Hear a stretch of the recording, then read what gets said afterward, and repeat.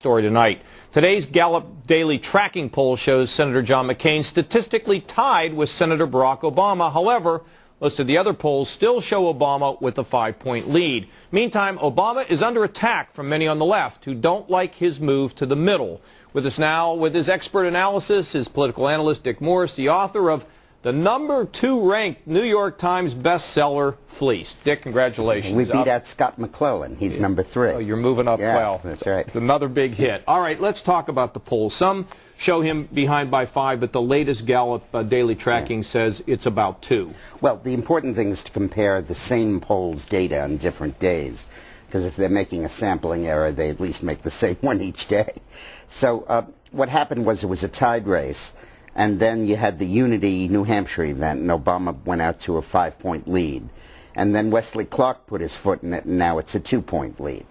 The important point is all of this is happening with no contribution from John McCain. He is somewhere in the middle of South America. I don't know if anyone has told the good senator that Brazil and Mexico and Colombia don't have any electoral votes, and that I don't know what he's doing there. This campaign is... He's sleepwalking through this race. Well, Dick, it's the thing that's he's not being aggressive on anything. It's been surprising because every day there seems to be a new initiative from Obama. Yesterday it was the faith-based initiative. Right. A new ad comes out. Every day there's a new policy statement. And some of it reflects him moving to the right. We haven't heard much from John McCain. Why? Is it maybe because they're waiting? I don't know. He has an opening right now, today, tonight. And if any of you from the McCain campaign are listening, pay attention. Obama just put an ad on television where he basically takes credit for welfare reform. He said in the Illinois legislature he sponsored a bill to move people from welfare to work. Well, the fact of the matter is that he opposed the Bill Clinton welfare reform bill. I know. I was instrumental in his signing it.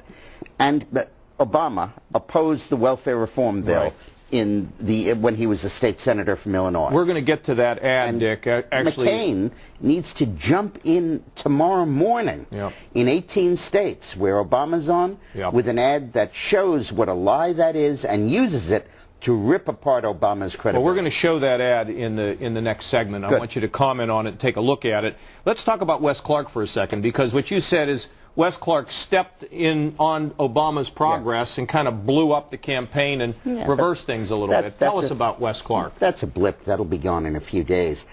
The Republican Party has an instinct for the cape as opposed to the matador. And so they have the cape. I've noticed it lately. Reverend Wright, that's a cape. Michelle Obama, that's a cape. Wesley Clark, that's a cape. The matador is Obama.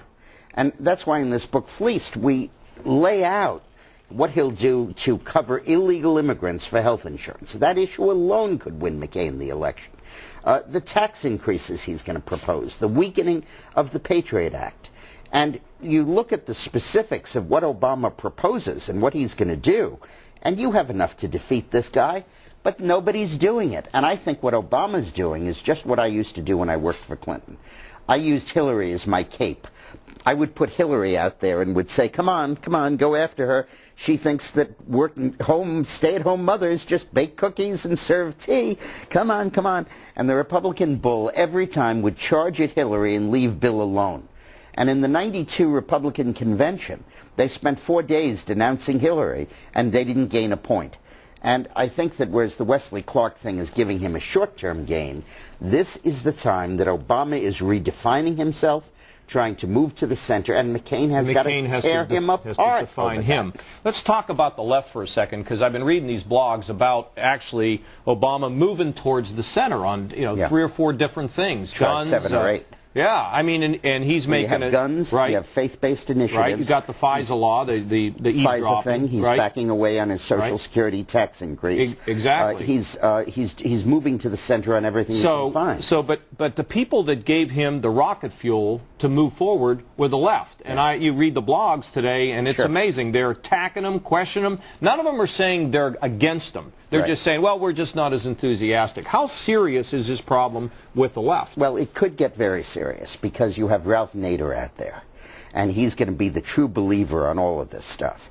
And it looks like he's getting on the ballot all over the place. And I don't worry much about Bob Barr, the Republican libertarian, because just like Pat Buchanan didn't amount to much in 2000, I don't think Barr will in 08. But Nader cost Gore the election. You got to take him seriously. And if Obama moves too far to the center, he's going to really empower Nader. The key question is going to come when John McCain, if he ever wakes up, turns to Barack Obama and says, okay, you're going to pull out of Iraq. Okay? Let's say the troops are all gone now.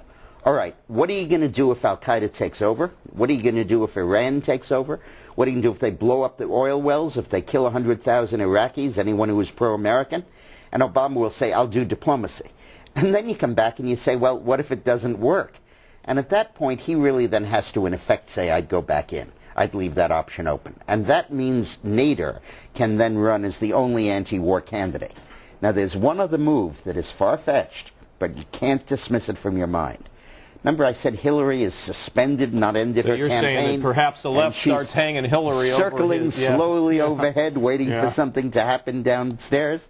And you can't discount the possibility that if he moves too quickly to the center and too far, that there might be some rumblings from that quarter. All right, talking about the Clintons. All right, so there's the big phone call yesterday between Barack Obama and Bill Clinton. You didn't listen in. Okay. Bill Clinton is one of those capes. Okay.